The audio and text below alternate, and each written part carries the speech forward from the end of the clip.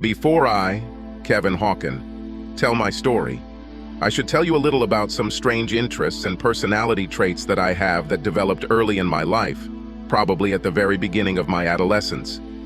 Even though I did all the usual masculine macho things like sports, games, fighting, wild behavior, etc., I always appreciated the arts. I liked all art, from classical to modern, from paintings and sculptures to performance art, especially if the subjects are women, away from male friends. I even read about different types of beauty, trying to define them not only in art, but also in life, and constantly drew beautiful women with a pencil. I would love to paint beautiful women on canvas, but I couldn't afford the high-end materials that would allow me to create real works of art. The various forms of female beauty that I identified, including examples of famous women, were as follows. Unstoppable. There is something aesthetically edgy about an unstoppable beauty. She often has dark vibes, rich lips, and perfectly contoured eyes and eyebrows. I think Beyoncé and Angelina Jolie are good examples. Innocence. There is something whole in an innocent beauty. She has an open face, large, expressive, multicolored eyes, and natural hair color. She is shy and very feminine, and ingenue in literature. Perhaps the most classic example is the young Audrey Hepburn, and in our time, perhaps Amy Adams. Uncompromising. There is athletic strength in an uncompromising beauty. She is tall and muscular, with well-defined features, a huskier voice than usual, and a feisty, independent personality. Think Gina Carano, Ronda Rousey, or Venus Williams. Plasticity. There is an inexplicable appeal to a plastic beauty, almost like a ceramic doll rather than a real person. She probably has fake tan, false nails, plastic surgery, bleached blonde hair, and is very thin. Can you tell this is not Paris Hilton? Femininity. Feminine beauty has an appeal between the dark vibes of a fierce beauty and the lightness of an ingenue. She takes care of her appearance, but there is nothing artificial about her. Classic examples are everyone's favorite Jennifer Aniston and Sandra Bullock. I identified another category. I grew up in a municipality on the outskirts of a large metropolis. In my community, there was significant disparity in the economic status of different areas. Luckily, no one lived below the poverty line, at least not that I knew. But about a third of the population struggled to make ends meet. About 60% were middle class, and about 7% were very rich. I come from a middle-class family. We had a good life, but there was nothing pretentious or ostentatious about us. Most rich kids either went to private school or were brats. There was one big exception, my best friend. His name was Bradley Brayton Van Rensselaer, but he only responded to Van. Everyone called him that except his stepmother, who invariably called him Bradley. Van was an excellent athlete, smart, a good guy, and so humble that he seemed almost embarrassed by his father's wealth. If you hadn't been to his house or seen his father's Bentley, you would never have thought that Van came from big money. There was something else about Van. He was the best-looking guy around and always treated women with respect. And since I always hung out with him, we were both 6 feet 2 inches tall, weighing 194 pounds. And I myself was decent looking. We never lacked female companionship. Starting at the age of 18, when we were juniors in high school, we had more than enough attention. Van and I competed in lacrosse in the spring and fall, and in swimming in the winter. When Van was in 8th grade, his mother died in a tragic accident. And when Van was in his sophomore year, his father, George, married Van's stepmother, Allegra. Van's only friend invited to the wedding was me, and that was the first time I saw Allegra. She was 29 at the time, and Van and I were 17, both starting school a year later than most kids for various unimportant reasons. When I was introduced to Allegra, we both had a strange reaction. Her eyes widened, she swallowed, was silent for a good 5 or 6 seconds, and then seemed to turn on and act the same as she did with everyone else. Despite the electric charge, my first impression of Allegra was that she was a rich bitch. Perhaps my opinion of her was tainted by Ven's opinion because he didn't like her. I think because she took his mother's place, and he was not happy with that, especially since his father married her only 2 years after his mother's death. However, after a while, Ven warmed up to her when he realized that she was not trying to replace his mother, but was really interested in his success and well-being. By the middle of our junior years, he already liked her, and had no need for money. But I didn't attach much importance to his theories. Since I often visited Van's house and she was always a polite hostess and was interested in Van's life, and since I was his best friend, then mine, I not only saw Allegra, but also talked to her often. She didn't fit into any of the categories of beauty that I identified when judging aesthetics. Allegra never had unkempt hair. Her makeup, except when she was working out and not wearing makeup, always looked professionally applied, and I never saw her in clothes, including tracksuits, that didn't look new and had creases. Her posture and mannerisms were most likely the same as they were taught in the good old school. She was far from warm, but not cold either. I never heard her say anything approaching bad taste, let alone swearing. She had the largest vocabulary of anyone I've ever interacted with. Moreover, her diction was impeccable. Allegra was universally prim and proper, polite to everyone, including me. Her body was slender, but not thin, and her face was alluring. For Allegra's beauty, I had to come up with a new classification. Correct. However, there was more to her than just the right kind of beauty, which was very difficult for me to define. There was something mysterious about her that always slightly bothered me, but at the same time attracted me to her. It haunted me, and being around her, I often stuttered. The worst time I stuttered around Allegra was when, one day at Van's house, she said that she had seen some of my sketches of women exhibited at our high school's amateur art fair, and asked me a few questions about them, and my appreciation of art. Some of the questions asked whether the women I drew were real models, or figments of my imagination. Since it was only after I posted the drawing that I realized that one of them looked very much like Allegra, I felt very embarrassed. Luckily, Van saved me from too much discussion by demanding that we throw a lacrosse ball around the vast grounds of his mansion. Van's father, George, loved me very much, because I was not only a good friend of Van's, but also because I kept him confident in certain things that I knew and which he would prefer not to make public. And I will never say what those things were. Sometimes in my presence, he told Allegra that I was the most secretive young man he had ever met. One early Saturday summer afternoon after high school, when Van and I were 19 years old and making plans to attend different colleges, both on lacrosse scholarships, he called me in a panic. "Kevin, buddy, you have to do me a favor," he urged. "What's the matter, dude?" I just remembered that I promised Allegra that I would move all my sports equipment from the garage. My father is out of town and she has a big charity event tonight, and the caterer needs space to set up a mobile kitchen. If I don't move it, she'll either get mad or just throw my crap out or dump it in a pile somewhere and damage it. I can't move him because Julie and I are 50 miles away and we have our own plans. You have to move it for me, brother, he said excitedly. "No problem, dude. I'll go there now," I grinned. Even though I was wearing a tank top and shorts, I had just gotten out of the shower after weightlifting, I didn't see the point in changing for physical labor. When I got to Van's house, I rang the doorbell and was surprised when Allegra answered instead of the maid. She was wearing her typical outfit, a starched tight pleated skirt, nylon stockings, 7.5 centimeter heels, and a fluffy blusa. It all looked as if it had been taken from a Neiman Marcus catalog. It was so chic and expensive. "Hello, Kevin," she said politely. Hello, Mrs. Van Rensselaer," I managed to say.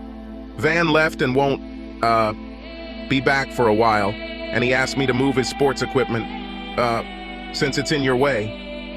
"Very good, Kevin. You're obviously a good friend of Bradley's. This is in the garage.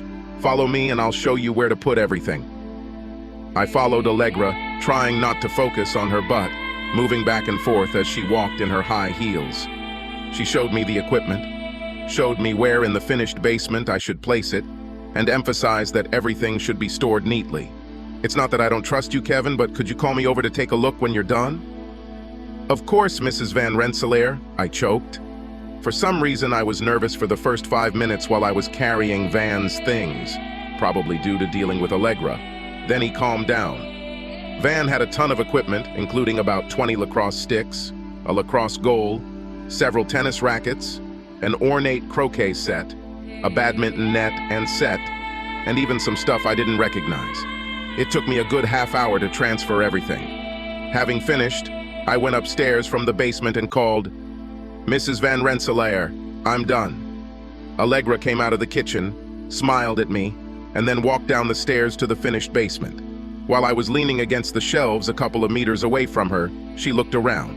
"You did a great job, Kevin." Then she sat down on the low table next to the shelves and put her right foot on the chair. "Before you go, Kevin, I wanted to ask you something, if you don't mind." Sure, Mrs. Van Rensselaer," I answered, hesitantly. At this moment, I looked at her lower body. Her black nylon stockings ended mid-thigh, apparently held in place by red garters. I know I was sweating and probably unconsciously licking my lips. Her first few questions were innocuous. She asked about Van and his new girlfriend, Julie. She smiled slightly as she asked them. Given that I had a hard time distracting myself from the sight, I thought I answered the questions well, even if the answers included a lot of oohs, hms, and gulps. Then her smile disappeared. "Van said you got an A in Advanced Placement English. Is that true, Kevin?" I nodded my head affirmatively. "Then why do you always stutter around me?" she asked, spreading her legs as wide as she could, given the restrictions of her skirt. Well, I don't, actually, I don't know," I answered, stuttering, feeling the swelling in my armpits and forehead. "Sweat. Why are your pants tightening?" was her next question. I looked down. She was right. I probably blushed. I couldn't think of anything to say, so I stayed silent. "Was I depicted in one of your drawings from the fair?" I don't even remotely remember what I muttered in response to this question. "Are you really the most secretive person George knows?" After some delay, I mumbled, "Maybe, I think, yeah. Do you have an uncontrollable attraction to me?" I didn't answer. "Don't you think that since there is no one around, you can take possession of me without consequences?" she asked, looking straight into my eyes, like a cobra at its prey. After a long delay, during which neither of us said anything, I suddenly began to move like an automaton under the compulsion of some higher being, completely out of control. I walked up to her and slid my right hand under her skirt between her thighs until I reached her squelching slit. She moaned and closed her eyes for a moment when I touched her. Then her eyes opened wide and she looked at me challengingly. Running my right hand between her thighs, I unbuttoned her blouse with more dexterity than ever before with my left. When the last button was undone, I pulled the skirts of the blouse apart, revealing shockingly large, bare, beautiful mammary glands. While I was so busy that I didn't notice anything, Allegra was also busy undoing her belt and zipper. I broke contact with her for a few seconds, shedding my shorts and boxers and stepping out of them. She used this time to unzip her skirt, lift her ass, and stretch it out in front of her. Having thrown off the clothes covering the lower part of the body, I pulled her skirt all the way off, took off my shirt and her blouse, and everything was on autopilot. No schoolgirl, that was my experience, could have sex like the tigress that Allegra became. Finally, I moved my upper body away from hers. For the next few minutes, my mind was in a fog. When she stood up and turned around, for the first time in as long as I had known her, the hair on her head was disheveled and sweat was glistening all over her body. After a few minutes of catching her breath, she gathered her clothes. I was shocked to see that her blue patent leather high heels were still there, and said with a sigh, "I think I need to take a shower before the attendants arrive." I felt what I thought it would be like to be drunk, my mind foggy and my vision blurry, but I could clearly see her stumbling towards me. She kissed my lips again, then ran her finger over them and said, This is our little secret. Just before she reached the stairs, I shouted, "Maybe we can repeat it?" As it was obviously the best experience of my life up to this point. She silently turned her head, flashed a devilish smile, and wordlessly continued up the stairs. Clearly, my thoughts had been going haywire all weekend.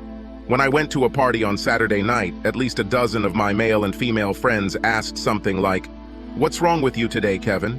You look like your mind is on another planet and your eyes don't seem to be functioning." "I just had a life-changing experience," I answered with a smile. "And no, I'm not going to talk about it."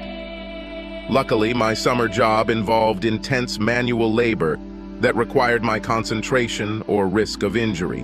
So I was forced to put Allegra and her perfect body and energetic manners out of my mind. However, at night, lying awake, I was consumed with thoughts of her and my mind-blowing experience with her. I worried that she was ruining me for any other woman, which was at least partially confirmed by several sexual experiences I had with high school girls and one college girl throughout the summer. They didn't even come close to matching Allegra's true beauty. Several times over the summer, I tried to contact Allegra, but without success. Of course, I saw her, Van's guest, but she acted the same as always, and I tried not to drool, so I don't think anyone realized that I was in love with her. On Friday, the day before Van was to leave for college, the Rensselaers hosted a pool party at their house. Even though Allegra was wearing a conservative one-piece swimsuit, she still wowed me. And I didn't make a fool of myself just because I was wearing mirrored sunglasses and loose swim trunks. Allegra treated me no differently than everyone else, polite and warily friendly. On the Sunday morning after a pool party, 2 days before I left for college, I received a call on my cell phone from an unfamiliar number. I thought it was probably a request for help, but I answered anyway. After I said hello, I quickly determined from the melodious, perfect diction of the voice on the other end that it was Allegra, even if she didn't say her name. "Hello, Kevin. This is Mrs. Van Rensselaer. I'm guessing you're getting ready to go to college." "Yes, I'm getting ready." "I'm leaving on Tuesday," I answered without hesitation. "Then I'm glad I called today. Kevin, I have a graduation college leaving gift for you.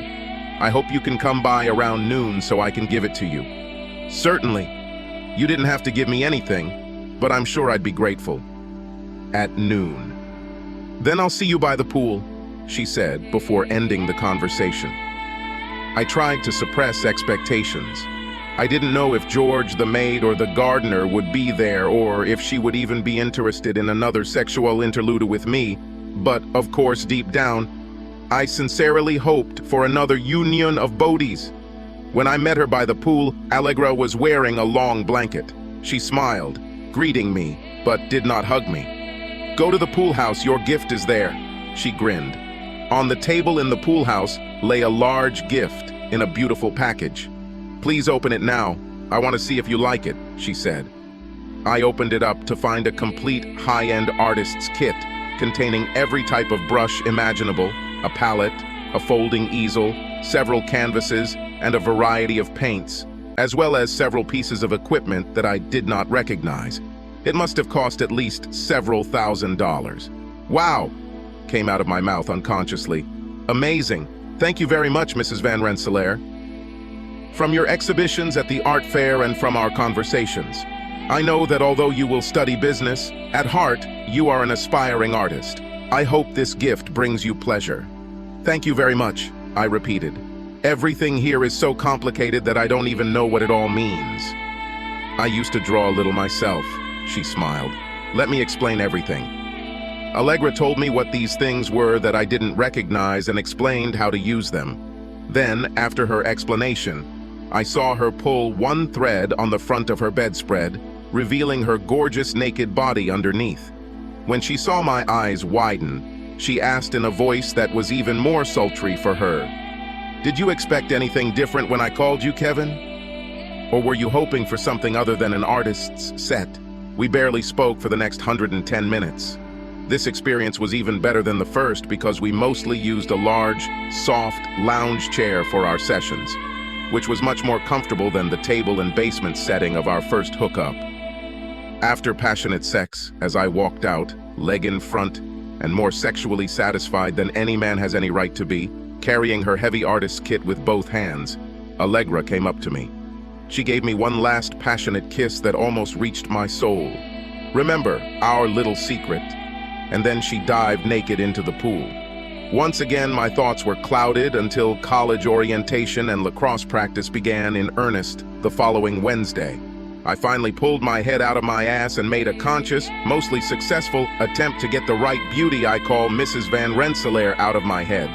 I loved college, started out as a forward on the lacrosse team, went to business school while taking as many art classes as I could fit into my schedule, and was more than just a hit with the ladies, including my steady girlfriend Lizbeth, at the end of the second and beginning of the third year. The only bummer was that I no longer had connections with Allegra, although Van and I were still best friends, and I saw Allegra in the summer and on vacation. Either there was no opportunity or she was not interested in another session. She still looked as prim and proper and devastatingly gorgeous as any other time I'd seen her, and I imagined red garters holding black nylons up her sculpted thighs. A very fortunate circumstance arose during my third-year lacrosse season. Van's team was on the road, including playing against my college team on Saturday at 1 p.m. Since we both played as forwards, we didn't have much contact during the game, but of course we were on the field at the same time. Van was the star of his team, and I, although I was the starter, was probably the fifth or sixth best guy on mine. George and Allegra didn't have many chances to see Van play, so they took this game as an opportunity to do so. They hadn't seen me play since high school, so I was excited to play, especially because of my interludes with Allegra. The game was amazing. Wen finished as the top scorer with 6 goals and 1 assist. I had the best game of my life with 4 goals and 3 assists, including the game-winning goal with 18 seconds left to give my team an 11-10 win. Van and I were joined on the field after the game by George and Allegra, and, as always, Van was a good sport, even if he was disappointed with the result. After exchanging pleasantries and summing up the game, George said, "I have a late flight to catch on a business trip, and I know Van has to be at his team hotel by 11 p.m. But maybe Allegra and I can treat you both, and your girlfriend Lizbeth, Kevin, to an early dinner at the Four Seasons, where Allegra and I were staying." I jumped at this chance for many reasons. The dinner was stylish, delicious, and fun. Lizbeth was very impressed with the Rensselaers, especially Allegra. Allegra and I behaved the same way we always did with each other, except for those cases when we were left alone. True, she did not fail to inform everyone that a limousine was waiting for her at the airport the next morning. As we said goodbye, George took the limousine to the airport, and Lizbeth and I took Van to his team hotel. Allegra did an unusual thing. She shook my hand goodbye. She never hugged in public, other than to lightly hug Van or George. In her hand was a small piece of paper. I quickly put it in my pocket. Before we got into my car, I sneaked a look at it, and it said, Lux 1501. As Lizbeth and I were driving Van to the hotel where his team was staying before heading to another college for Monday's game, Lizbeth said, "Van, your dad and stepmom are so cool. Lucky you. In fact, when I grow up, I want to be as stylish and beautiful as your stepmother." I felt uneasy when the first thought that came to my mind after her words was, "I wish you could have sex like her too." I chastised myself sternly until I let Van go, hugging him goodbye and wishing him luck in the next game. Lizbeth and I talked some more on the way to her dorm and in the parking lot. I begged her not to go anywhere else, saying that I was very tired. She had a great time at dinner, so she didn't ask me to leave. I kissed her goodbye, and instead of going to the hostel, I went to the Four Seasons Hotel. Allegra opened the door to room 1501 a few seconds after I knocked. She wore a short robe that showed off her long, sculpted legs. "Hi, Kevin. It's good that you came. I really need a back massage." What?" I asked, again slightly slurring my tongue. I felt a tug in my back when I was working out in the hotel fitness center after the game. "I gave you the note in hopes that you could rub my back a little to make it feel better. You didn't expect anything different, did you?" she asked with a sly grin. "Oh, No, not really, I whined. Throwing off her robe and revealing her magnificent naked body, she said, "I'll just lie on the bed until you take off your coat, tie, and all the other items that cause you discomfort." With that, she lay face down on the huge four-poster bed in her luxury hotel room. I obediently took off my coat and tie, as well as my shirt, pants, shoes, and socks, leaving only my boxers. She didn't see this because her back was to me. While I lay next to her and massaged her back, we had a general conversation, mostly from her. Some of the topics she wanted to discuss ranged between pleasant and uncomfortable, including Lisbeth, who she said she really liked. Details of how I scored the winning goal, what I thought about her, and whether I was drawing something using the kit she gave me. After about 10 minutes without raising her head to look at me, she asked, "Could you be so nice as to sit on me, pressing hard on the small of my back?" "Okay," I replied, taking off my boxers. "Oh yes, right here, Kevin." She moaned several times. After a few minutes, she raised her head slightly and said, "Wow, you did a good job. Do you mind if I turn over so you can rub my front a little?" "No problem," I said, moving away from her. Turning over, she couldn't help but see my boner. "Kevin, I didn't expect you to take off all your clothes," she teased. "I think you couldn't hold on like a healthy 21-year-old. After a few amazing rounds and a very nice shower, she gave me a little blue pill and a glass of water. "Since you'll be staying here all night, you might need one of George's little helpers," she grinned. I wasn't sure I needed it, but why take the risk? So I agreed. When we were lying in an embrace, I turned her face towards me and said seriously, "Allegra." She interrupted me and said softly with a smile, "Mrs. Van Rensselaer, if I may, Kevin, it's much more obscene." "Okay, Mrs. Van Rensselaer," I smiled. "At the risk of causing your irritation, I still have to ask you 2 questions. Will you promise not to kick me out if you don't like them?" Allegra smiled. "If I don't like them, I can spank you. But since I really need to enjoy your sexual services until the morning, I won't kick you out." Okay then, the first of 2 questions. "Do you have any other guys besides me that you play with?" I asked, wincing in anticipation of her hitting me in the face. Instead, she answered quickly and decisively without any malice. "No, I have no one. Since I started dating George, the only 2 men I've had sex with are you and him." I sighed, relieved in more ways than one. "My second and last question. Someone as beautiful, sultry, smart, and stylish as you, why were you looking for me to have an affair with me?" Allegra bit her lip, and a few tears appeared in one eye. After a long pause, I said, "Listen, if for some reason it's difficult for you to answer a question, then don't. I'm taking it off." "No," she answered. "I think that for your edification and for my emotional well-being, I must answer this question." She then got out of bed and walked over to her suitcase. The sight of her naked body led to the expected result, but she did not pay any attention to it, as she handed me a 13x18 photograph in a light frame. It was a photo of me leaning against a large tree, wearing a t-shirt and shorts, smiling. However, there were several problems with it. The first problem with the photograph was that the only time I remembered being photographed against such a background was when I was 17 years old, and the way I looked in the photograph was similar to me now, at 21. Secondly, I don't remember ever having such long hair, and certainly not recently. Third, I was wearing a Princeton t-shirt, which I never owned and don't remember ever wearing.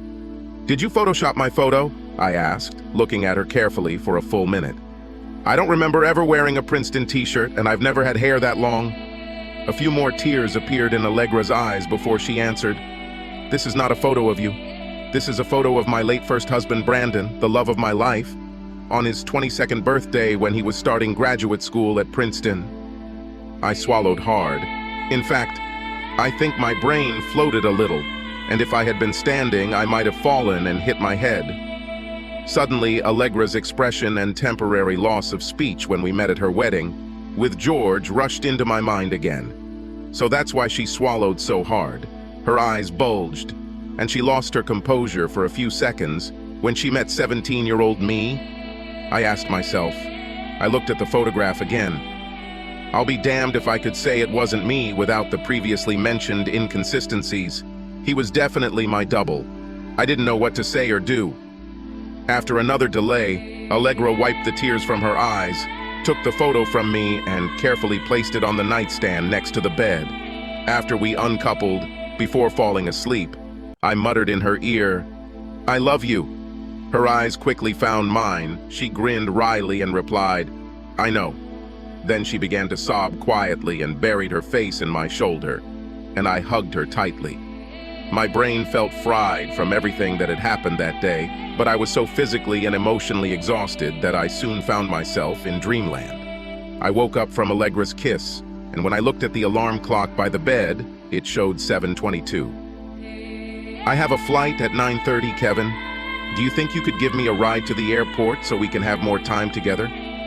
"After a fun shower, of course," she said with a big grin, and then kissed him again. We took a fun shower again, in the large, ornate shower stall in the bathroom of her Four Seasons suite. Before we got dressed, I took a photo of her with my iPhone as she bent slightly, reaching for her bra. When I dropped Allegra off at the airport, she held my face in her hands. "Two things, Kevin. First, I'm sorry for dumping information on you about my late first husband, but it was a legitimate answer to your question." She kissed me, swallowed, and then continued, "Secondly, I would really like you to paint my portrait in oil on canvas. Maybe you can make it this summer?" I smiled. "There are no problems with the first, but on the second I'm ahead of you." She kissed me passionately in a way that curled my toes, then grabbed her suitcase and walked into the airport without looking back. As usual, when I was dealing with Allegra, especially after our unparalleled sexual encounter, my mind was a complete mess for several days. How could it be otherwise, after she dropped the bombshell on me about my doppelganger, my first husband? I told her I loved her. She replied, "I know," and then sobbed herself to sleep on my chest. However, I was very motivated and, despite the demands of classes, lacrosse, and social life, I was able to gather my thoughts and make a portrait of Allegra from the photograph I had taken, using materials from the expensive art kit that Allegra had given me. So that it could be seen by others without revealing our sexual relationship, I gave her face and some exposed parts of her body an unearthly quality so that she could not be recognized. When I finished working on the portrait, on a 46x74 canvas, golden rectangle, I packed it securely in a box and sent it to Allegra. Allegra called me after receiving the portrait and seemed very emotional, thanking me for it. "I'll find a gallery to display it," she said, but I didn't think much of it. When I returned home the summer between my third and fourth years of college, I learned that my parents would be moving to Florida at the start of the school year. However, this was not even close to the strangest thing that happened that summer. After I had only been home a week and had not yet seen Allegra, George called me. After exchanging pleasantries, including how much he enjoyed the trip to watch Van and I play lacrosse, he got down to business. "Kevin, I need a favor. As you may or may not know, Allegra has organized a charity ball for leukemia research, which will take place in 2 weeks this Saturday at the Grand Hotel, and I'll be out of town this weekend on business. May I ask you to accompany her to the ball?" I was stunned. Of course, I would have agreed, but apparently I paused while everything settled in my head. This obviously signaled to George that he needed to persuade me. He promised to pay for the rent of a tuxedo and limousine, as well as a new pair of shoes if I needed them, and apparently was ready to go further when I didn't stop him. "Of course, Mr. Van Rensselaer. I will be happy to go with Mrs. Van Rensselaer." "Great! I'll have her call you about the details," he replied, and then ended the call after more small talk. I sat there, glassy-eyed, processing what I had heard when my phone buzzed again. It was Allegra. "Hello, Kevin. This is Mrs. Van Rensselaer. I know you just talked to George, and I'm glad you can help us." "With pleasure, Mrs. Van Rensselaer," I replied. "One question, however. Do you know any ballroom dancing?" "No. Usually I just dance to fast music.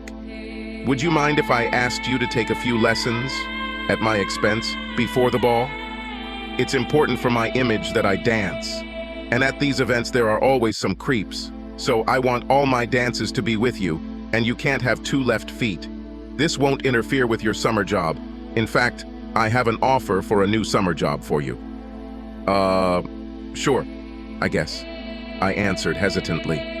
Long story short, over the next 2 weeks, I took 5 evening ballroom dancing lessons, and during the 6th lesson, Allegra came to class and danced with me.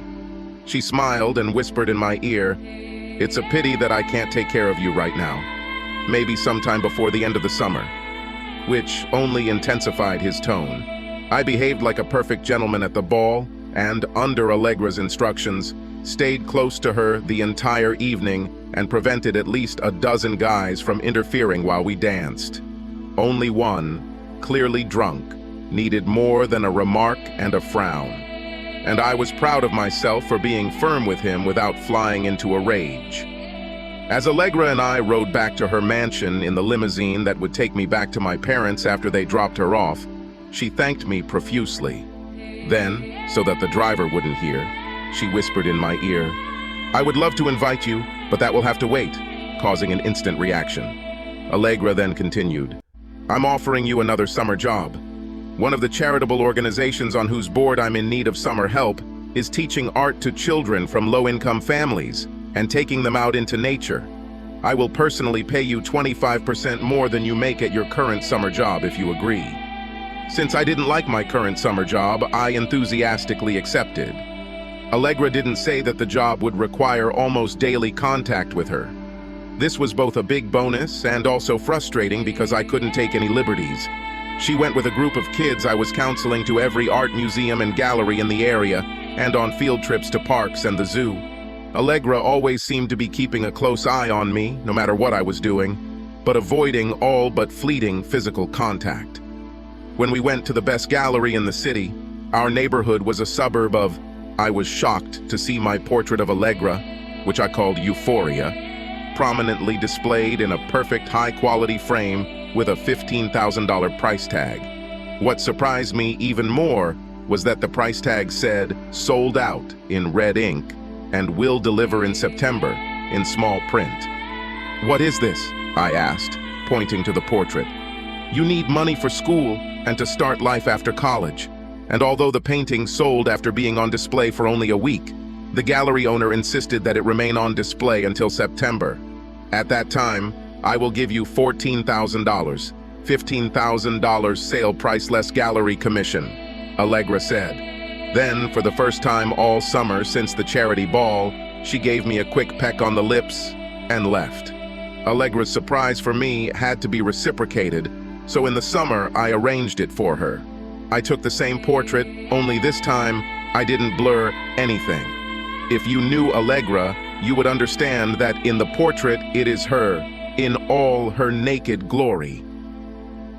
On the last Saturday before I returned to college for my senior year, Allegra asked me to go on a walk with her, during which she would give me a receipt for the painting I sold.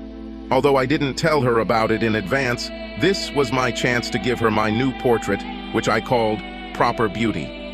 What she didn't tell me was that our excursion was for a date at the Lapis Lazuli Hotel about 60 miles away. Over the course of 4 hours that afternoon, I had a sexual experience that surpassed even the other 3 sexual experiences I had with Allegra.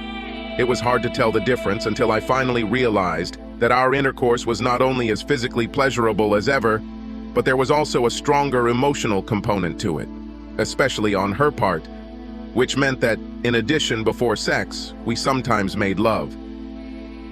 After the final shower, she gave me the receipt from the sale of the painting, and I gave her my new portrait.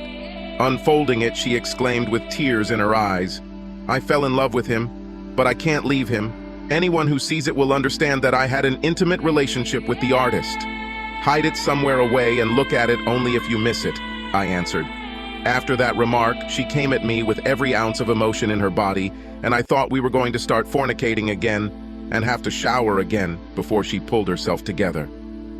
We had a very pleasant drive home, although during the drive I wondered whether I would ever see her again, since I had no compelling reason to return to my hometown after my parents moved, and since I knew that Van, after graduating university, had already found a job about 500 miles from home. When Allegra dropped me off in a secluded part of the park a quarter-mile from my parents' house, we kissed passionately. "Will I ever see you again?" I asked. "Stranger things have happened?" she replied. And again, after the interlude with Allegra, my thoughts were confused for the next 2 weeks. I had a bit of a social life my senior year, but not much. As I feared, Allegra ruined my sexual relationships with other women. Although I had gotten laid a few times, I compared my partners to Allegra, which meant that any hope of a relationship was doomed. During the school year, I did not see Allegra again. I did have some contact with her, however, as I sent her 4 paintings of women in fighting poses and against wild backgrounds, and she sold them to the same gallery that sold Euphoria. Those 4 pictures were good, but they didn't have a piece of my soul in them like Euphoria did, so they sold for $7,500 to $2,000. But it was enough, along with the $14,000 for Euphoria and the fact that I was still on a lacrosse scholarship and had a summer job, that when I graduated from college, I had enough money for a working car and a 2-bedroom apartment for myself. After graduating from college in the late spring when I had just turned 23, I got a job with a large company in a city about 800 miles from my hometown. What I really liked about this city was its vibrant art community, as I wanted to continue to paint and learn more techniques, dreaming of eventually becoming a full-time artist.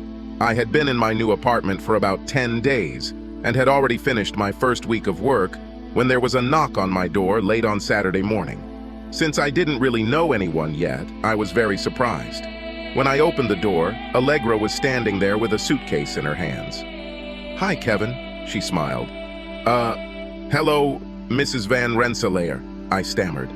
"You can't call me that anymore," she grinned, raising her left hand with her ring finger exposed. "Allegra will do, and my surname has returned to my maiden name, Hurst." "What? What happened?" "Invite me and I'll tell you." She grinned. "Oh, sorry. Come in," I stuttered, moving out of the way. As she passed me, she quickly kissed me on the cheek. "Long story short, George found out about your portrait, Proper Beauty, and asked me about it. I may be a cheater, but I'm not a liar." So I told him what he meant. He was very upset, especially since I didn't apologize. When he calmed down the next day, I told him the real state of affairs, and we got divorced, she said dispassionately. "How did he find it?" I asked. "We'll give that answer another time," she giggled. I had never heard her giggle before. "What was the reality of the situation?" I asked, temporarily speechless.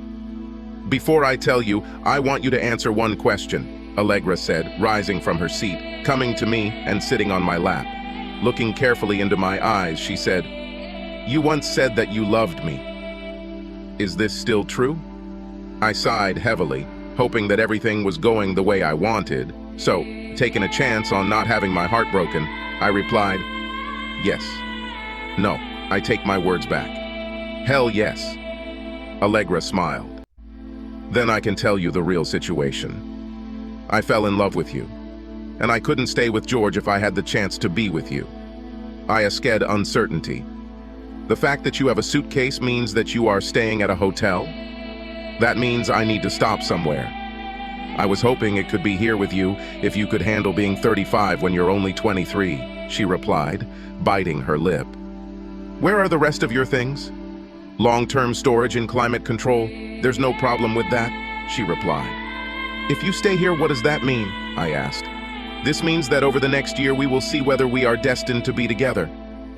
"I think most likely yes. After all, I had a 2-month compatibility interview with you last summer, where we only had sex for 4 hours, but did clothed activities together for at least 200 hours. So I think we'll figure out what's good we suit each other." "Did you interview me?" I grinned. "What do you think I was trying to achieve by being in close non-sexual contact with you for so many hours? I wanted to know if we fit each other with or without clothes." I believe so, and over the next year we will be able to verify this. Can you endure life in a two-room apartment after living in mansions all your life? I can't wait to try it. In a year, we will be able to reevaluate both our relationships and our living conditions. Perhaps you will find me too demanding, and it will be too difficult for me to live without all the privileges of wealth. We can't know until we try. And one thing I know for sure is that there is no problem with our sexual compatibility, right? She grinned. No, there's no problem with that, I laughed. However, I need to know if I'm just Brandon's second in command, and you need to tell me the whole story of his life and death. Allegra became serious and paused before answering. You started out as Brandon's second in command. Then, as I got to know you better and you matured, I began to love you for who you were, even though the fact that you looked just like Brandon didn't hurt. Anyway, I fell in love with you last summer, so no, you're definitely not Brandon's second in command. As for telling you the full story of him, I may never be able to tell it. It's very difficult for me to talk about this. I kissed her and we made love. No simple sex, only sexual and emotional connection. Thus began a great experiment. Can a couple in which the woman is 12 years older than the man, from different social classes, in a relationship that began because the man looked like the deceased love of the woman's life, be happy together? Things didn't go entirely smoothly. Allegra actually had some difficulty adapting to a normal life rather than a rich one. However, she never complained about it, and the only thing she successfully lobbied for was a new bed. The rented double was uncomfortable, and since most of our communication took place between the sheets, she bought a first-class double bed and returned the rented one. For me, I had to help Allegra interact with normal people in many situations. But I never forced anything on her, and she sincerely wanted to see what it was like to be normal. She was not interested in working for money, but was involved in several charities, but rarely used her money to support us. We lived almost exclusively, with small exceptions, such as a vacation in Aruba during the worst winter period, on my earnings. One thing Allegra constantly did was encourage my painting. I sold no more than a couple of new works for little money, but that didn't stop her. She knew that I loved painting much more than my job, which I kept only to earn money. Another sign that our relationship could survive was that our sexual passion for each other had not waned one iota. On a scale of 1 to 10, our sexual satisfaction remained 11 the entire time we lived in my apartment.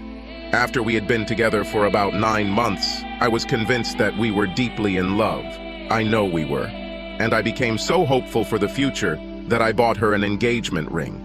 Even though it was about 1/4 smaller than what George gave her, I knew she would love it just as much, if not more. The engagement ring was in one of my drawers, hidden under my clothes, and I wondered when I would have the courage to propose to an obscenely rich goddess 12 years older than me.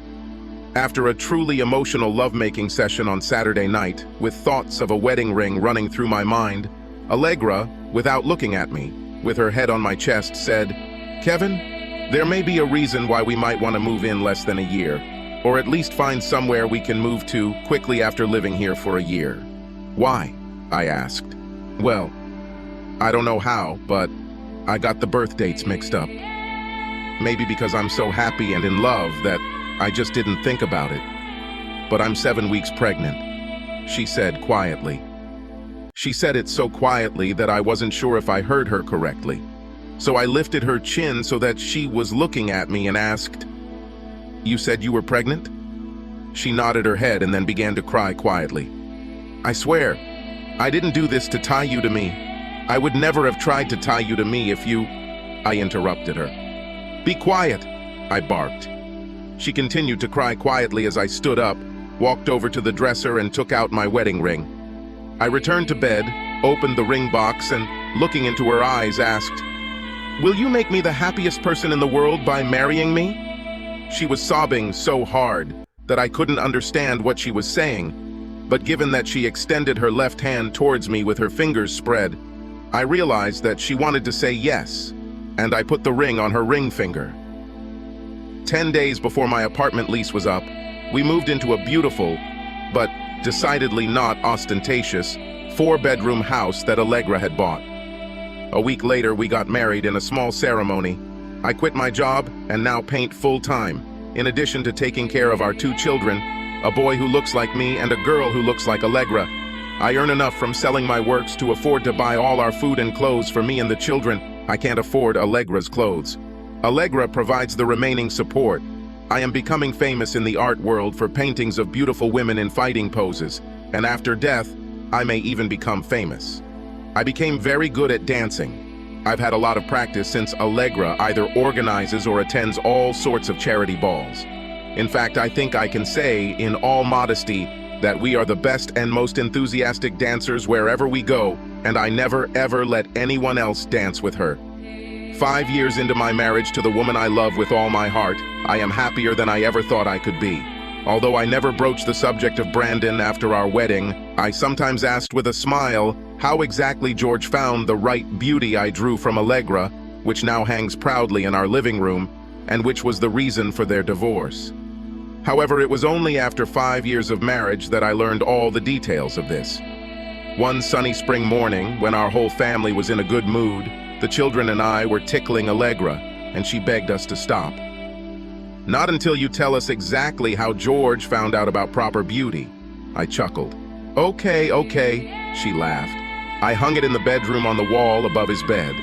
As I stood stunned, she practically threw our almost 5-year-old giggling daughter at me, picked up her 2-year-old son and said, "Now that everything is settled, let's go to the park." Subscribe to our channel so that your second chaff doesn't cheat on you, and go ahead and listen to the next story, because this story is nothing compared to the next one.